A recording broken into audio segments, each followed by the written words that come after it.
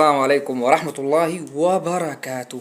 بتضيع وقتك في ايه؟ السؤال اللي لازم كل واحد فينا يسأله لنفسه. انت عارف ان انت ممكن بتعمل كوباية قهوة او كوباية شاي، انك ممكن تعمل حاجة من الحاجات دي؟ ممكن تقرأ المعوذتين، ممكن تصلي على النبي بعدد قدر كافي، ممكن تستغفر من ذنوبك الكتير اللي انت نسيتها، ممكن تقول لا حول ولا قوة الا بالله. ده انت ممكن تقرأ خواتيم سورة البقرة. ايوه، امال ايه؟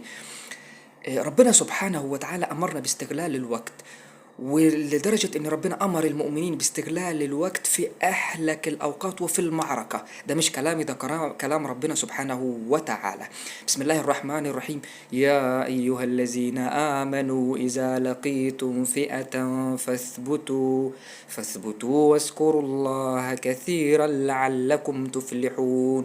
صدق الله العظيم. حتى في المعركة ذكر ربنا أنت مطالب بيه، والفلاح ارتبط بذكر ربنا سبحانه وتعالى.